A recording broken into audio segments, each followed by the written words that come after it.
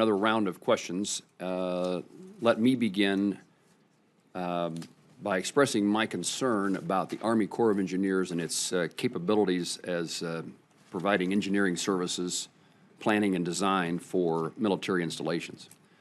I know this as a Kansan in regard to challenges that I've seen as a senator representing my state, but now in this capacity as chairman of this subcommittee, I have the opportunity to approve or disapprove reprogramming dollars. And I want to highlight a couple of things for you and get your response.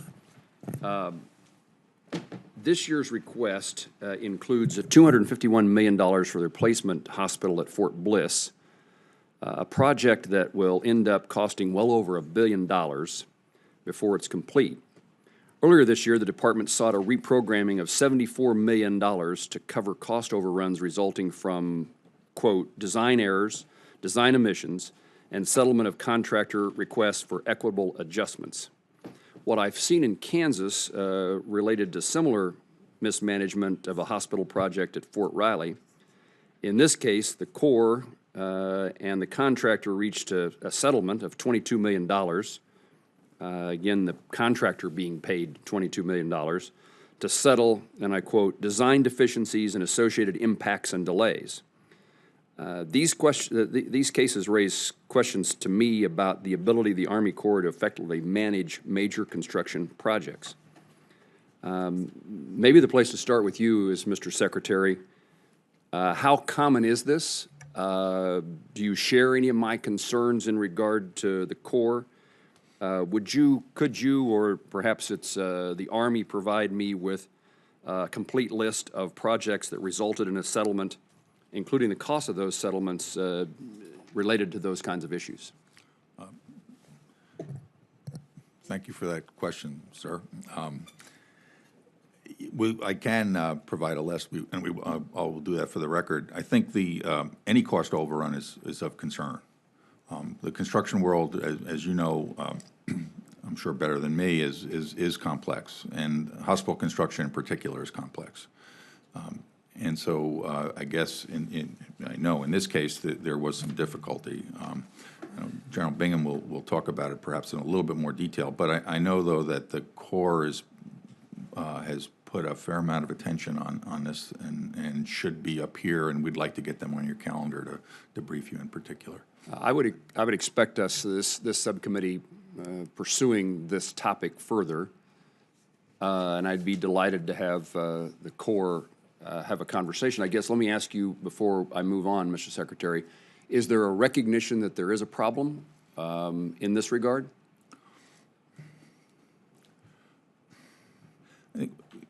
I forget what the statistics are, but the cost overruns are not as prevalent as, you know, it's a bad headline and it receives attention and it should receive attention, but I wouldn't let it characterize the Corps' overall capabilities or ability. So I am certainly concerned, and others are as well, but I think they deserve to be able to. They deserve the time to explain what happened in this instance in particular. Well, again, let me say that my impression is it's more than one instance. I'm most familiar with what happened in Kansas, but as I said, I get to see the opportunity to approve or disapprove adjustments in spending. I would say that it's a bad headline. That part is true, and it's certainly expensive from a taxpayer point of view. But what we saw in the case of Irwin Army Hospital is it was a delay of years before soldiers and their families, military retirees, were able to access the latest and newest technologies in a modern hospital. So it's more than just a headline, a bad headline. It's more than even cost to taxpayers. It is has a consequence upon the health and well-being of those who serve our country and their family members. Let me ask you, General Bingham, your thoughts on my concern about this topic. What is taking place that you either want to disprove me of my beliefs or suggest to me that there are actions underway to improve the circumstances that I described? Thank you, Chairman Moran. I will just tell you that the Corps of Engineers Commander, Lieutenant General Semonite, is taking this action or this issue very seriously.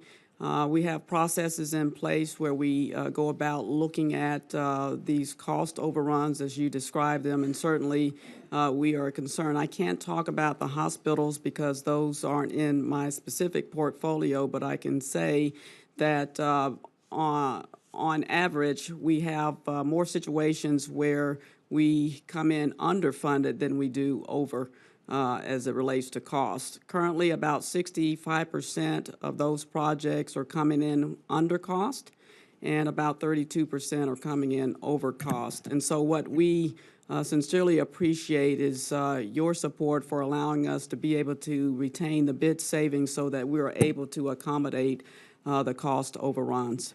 But I agree with Mr. Potocny that General Semonite would be more than willing to come and speak with you and talk you through such that you would feel a little bit more comfortable coming from him. I appreciate that. I guess I want to make clear that I understand there can be cost overruns, and it's pleasing, I suppose, that our ability to estimate is more often on one side of the equation than the other, although the hope is that you can estimate whether it's an overrun or an under cost. You hope that you can estimate costs accurately. I understand that's not always possible and circumstances change, but my greater concern is the explanation. And I don't want the Army to change their explanations when they ask me to approve a reprogramming, but the explanation is design errors, design omissions. So it's not necessarily the cost overrun, it's the reason in which the money is needed to be adjusted. And so your answer, General, is fine, except I want to make sure my point is clear. It's not necessarily the overrun that I'm talking about. It's the explanation for the overrun in which apparently the Army Corps of Engineers in their design work failed to do their job appropriately. And let me ask, I'm sorry, General Green, to bring you into this, but you are perhaps you are a customer of the Army Corps of Engineers service, and I wouldn't want to let you off the hook without asking you the experience that the Air Force has had in regard to design work by the Corps. Senator, normally I would say thank you. I'm not sure that's appropriate at this point, but what I would say is we have found great success with the Corps in working across the nation, but I would agree that it is inconsistent at times. Just like any large bureaucracy, the Corps is a very large organization, and so there have been pockets of challenges for the Air Force, but there's been pockets of great success. In fact, Kansas City District that's run the construction for the KC-46 bed down at McConnell has proven to be very successful, and they've saved, through innovation and thinking ahead and looking ahead, they saved over $40 million in that program. So I do recognize and acknowledge the problems that you're referring to. We have experienced some of our share, but I do not think it's a brush in which we would paint the entire Corps. I think it's uneven across such a large bureaucracy, which is something that we all experience in large organizations. Does the Air Force choose which region, which part of the Corps you utilize in those projects, or is it geographically based? It's a mix. Some of it is geographically based. Some of it is based upon a center of excellence or a district that has a lot of expertise. And so I would say it's a mix. And if we have a preference, we will often ask if we can go to a district. I would say the districts that are most successful, there's a lot of requests, so there's perhaps some capacity challenges. An example would be the weapons storage facilities. You know, one Corps district is doing all of the work for all of our weapons storage facilities in the nuclear enterprise that is being done by the Army Corps of Engineers, and that was something that General Semonite and I negotiated early on. So it's one office, it's a center of expertise, and so again, they have the size and scale also that we can leverage their talent. Not many naval facilities built in Kansas, Admiral. So unless you want to join in this conversation, it won't be required on my part. Thank you. Just a couple of things to follow up on. Mr. Secretary, let me start with you. The Appropriations Act of 17 requests the Secretary of Defense to provide future year defense programs, FYDAP, for overseas contingency operations, OCO, military construction projects for each year in which military construction funds have been or will be requested in an OCO budget submission. The response back from the Secretary's office was, we don't know that, we don't have that information. Can you elaborate how we can better prepare for your request utilizing OCO in future budget years? I'm not sure, sir. You know, OCO by definition is responsive to the requirements of the contingencies. And so our priorities, you know, for being responsive, I think are relatively clear, but the individual priorities are hard to predict, at least from my perspective, not being a warfighter. We're responsive to those priorities, so we're in a react mode. So I don't think that's a sufficient answer for your question, but that's the best I can do. Well, in future, at what point in time does the Department of Defense begin the process of determining whether or not OCO funds would be requested in a future year's budget request? Well, they're reactive to COCOM commander requirements. And so as they get generated in response to the situation then they get weighed against all other requirements of a similar priority. And then we do the best we can to allocate the resources we have against them.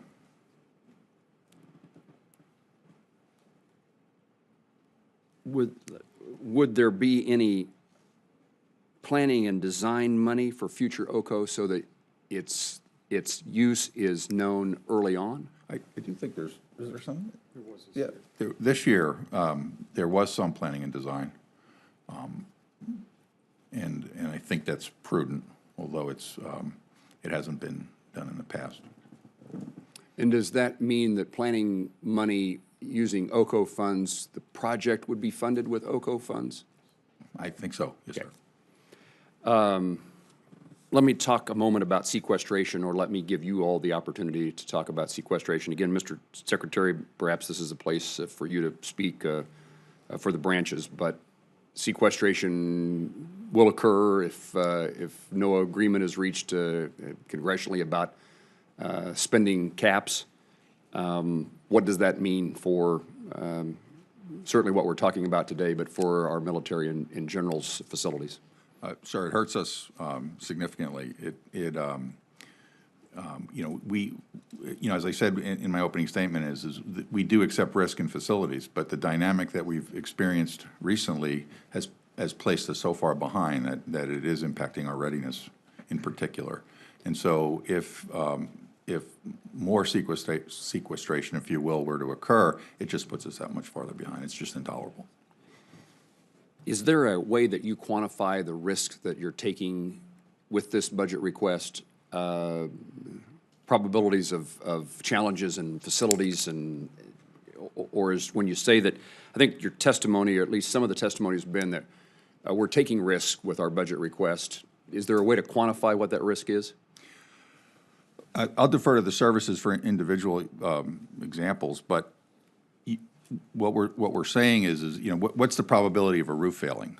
Right? You can predict it or you can't predict it, and so and which roof are you talking about, and what location it is, and what climate, and what use does it have, et cetera, et cetera, et cetera. So when we say that we're accepting risk, is we're looking at that in the aggregate. At least when I say it, specifically, the services are making judgments on where to put their money individually at what basis by project.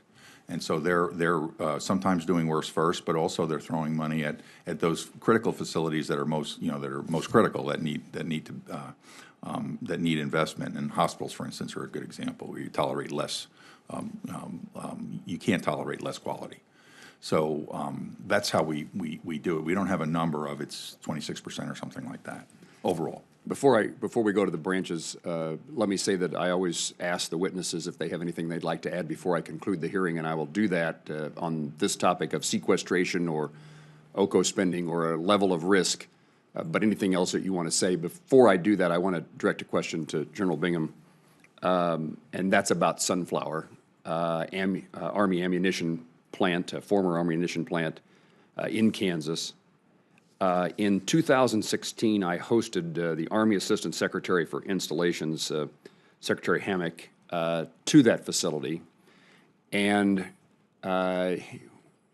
it seemed to me that for a brief period of time that we were moving forward and trying to resolve the environmental and remediation problems associated with the abandonment of this ammunition plant.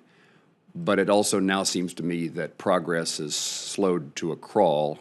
And General, if you could tell me what you know about this project and how we're going to get it back on track if my evaluation is correct, and then seek your commitment to resolve this to a full cleanup.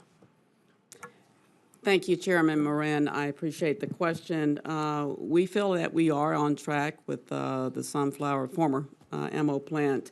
In point of fact, we have committed contract dollars to help with the cleanup efforts there, both on the soil remediation as well as the explosive hazard. To that end, we have taken on a more comprehensive health risk assessment just of late to help inform our way ahead. And so as we look to get back those results, we believe it will help inform our way ahead such that we can go about the cleanup efforts associated at Sunflower. I'm not an expert at this and don't know how desirable this is, but a thing to think about, I think, is are there sections of this tract, is there a tract within this wide expanse of land that could be remediated and cleaned up and property moved on to sold and developed, in a sense, in an incremental fashion? Are there things we can do that are less problematic and get them done? On the other hand, I don't want to let anybody off the hook to get the whole thing cleaned up. So I'm wandering down a path that may not make sense, but I would love for that dialogue to continue to see if we can't find solutions that speed up the process.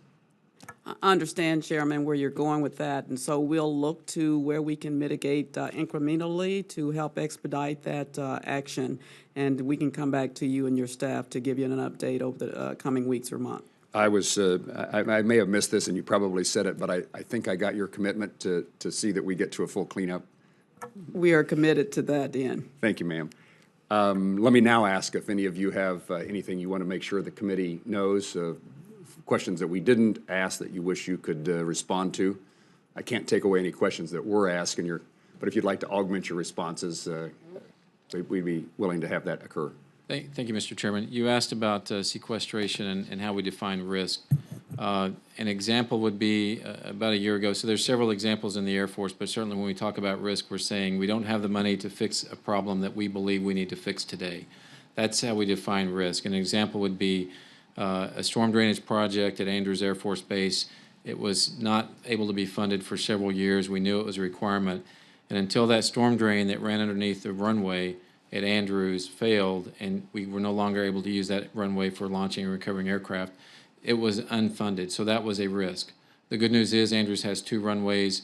We're able to mitigate it a little bit, but there's some pretty important missions that come off of that airfield. So there's examples like that around the Air Force. And that's what we mean by risk. What is the Air Force doing about it? We are trying to prioritize our projects based upon a risk to mission, or how important projects are that we need to do, and then how likely are those facilities or installations to fail during the next iteration. And so we're looking at a risk to mission and a probability of failure as a means to do what we believe is the most important. Sometimes you hear it described as worst first, but it's not always the worst first, because sometimes it's the mission driver and the probability of failure, so it's not necessarily the worst facility. And then I would add, sequestration will be pretty devastating in that the effects are cascading, as I mentioned earlier. It's not an effort to fix it in 1 year. It will take us several years if we moved projects out of the current fiscal year from a military construction. It will take us the rest of the FYDP to get this year's projects worked back in. So again, it's a cascading effect over numerous years. And also, to me, continuing resolutions are equally challenging for us, because the continuing resolution often means that our men and women are doing repeat work. And by that, I mean we will award contracts that are maybe for services, and then with a continuing resolution, we have to shorten the service. So contracting officers are rewriting it, renegotiating. And then when you get the money, you redo it again. So you may do the same effort 2 and 3 and 4 times versus 1 time. And it's the same airman who has the responsibility. Instead of looking forward, they're looking backward. And so both continuing resolutions and sequestration would give us a great deal of challenges and lost capability within the Air Force. And I appreciate your time today, Senator. Thank you. Senator, I just reiterate some of the things that General Green said, but some of the examples that we have. So our FSRM accounts, our sustainment accounts, because we pay bills out here, we pay their near-term readiness bills on the backs of our infrastructure. This budget only reflects 75% of the sustainment requirements we have. We already have a $9 billion backlog in those accounts right now. So that is a tangible, number that we can hang on there that is showing the impacts of what we're not doing. Likewise with MILCON. We're prioritizing new item fielding, specifically the F-35 and others. We hit those immediate life, health, and safety concerns, but we're not doing some of the other things that are on our priority list, most particularly force protection type upgrades that are desperately needed out there, along with a lot of quality of life type of new construction that we're not getting at in our. We got about $5.8 billion worth of requirements that aren't reflected in the budget today. I'd also like to echo the comment about the continuing resolution and kind of tie that back a little bit to the planning effort. As we operate under the continuing resolutions, we're deferring a lot of that planning and trying to pressurize that into the end of the fiscal year, push through a lot of that money once we get the big appropriation. So it puts a lot of pressure on us to get that planning, those planning efforts through the Marine Corps into NAVFAC and get them accomplished before the end of the FY. So that's CR, and the uncertainty that we feel from that is on top of the BCA's impacts. And finally, I probably should have said this in my opening statement. I do want to thank the committee very much for the $144 million that we got to recover from both the tornado damage down in Albany, as well as the hurricane impacts to Parris Island and Beaufort. That money, while it's not a CR, really was helpful to us in FY17 in helping us get those two bases back up to speed. So thank the committee and thank you for all that you do. Mr. Chairman, I would concur wholeheartedly with my shipmates on my port side with respect to the impact that sequestration and continuing resolutions have. Sequestration is impacting the Navy in total. I will only talk to the infrastructure, the shore side. We are paying a preponderance of the bills to support the warfighter and the operational Navy, as we should be when resourcing is tight. Our facilities restoration sustainment modernization program is increasing about $600 million a year in backlog. At the end of this year, we'll be at $8.4 billion backlog, an FSRM account. Because of the funding challenges. You talk to risk. We've worked through and we now have put together a metric where we fund the most critical facilities and the most critical components within those facilities, and that's where we focus our money. As a result of doing that, we're starting to see some gain on our most critical facilities and their conditions, but at the detriment of things that are less critical. Right now, we've got just under 75,000 facilities. 11,000 of those are on the OSD's definition of failing, and we see that number going up to 20% of our 75,000 facilities by 22. So we're taking risk definitely in the lower quadrant of those less significant facilities, and that risk is defined to General's comment, when it fails is when we go fix it. So it's challenging, and we are resource constrained. Finally, thank you again for all your support, this committee's support. I appreciate the opportunity to appear before you today, and thank you. Thank you, Mr. Chairman. I would say we assess our infrastructure as a significant risk. Basically, as we talk about the 22% that are in poor and failing condition, that's the reason why we assess that as significant risk. But we want to make sure that our soldiers never go into a fair fight, and so we understand how we got here. To the topic of sequestration and CR, like my fellow colleagues have already said, that would have a devastating impact on our men and women, not only the morale, but also the state of our affairs of our infrastructure. So while this FY18 budget arrests that degradation I talked about, sequestration and CR will just put us back or set us back, and so we don't want to see ourselves doing that. I would say that where it relates to BRAC, and should the administration support one, the Army and I'm sure the Department would benefit from a base realignment and closure to help us with that excess infrastructure that we've talked about. And finally, I'd like to say thank you again to you, Ranking Member Schatz, and the entire subcommittee for your support of our men and women serving in harm's way. We greatly appreciate it. Thank you. Thank you all very much. I would say just a couple of things. One, I actually hope that when we have a serious discussion about infrastructure, and the President's administration is fully engaged in this topic of infrastructure, that we don't forget the opportunity to invest in infrastructure for federal buildings and military installations. Part of that is growing the economy and investing in our future, and a lot of backlog in projects could be accomplished as part of that program. It also, as part of the goal of putting more people to work, creates greater opportunities in that regard as well. One of my goals as a member of the United States Senate is to get the Senate to function and to function better. And the appropriations process is a great place in which we could demonstrate that can occur.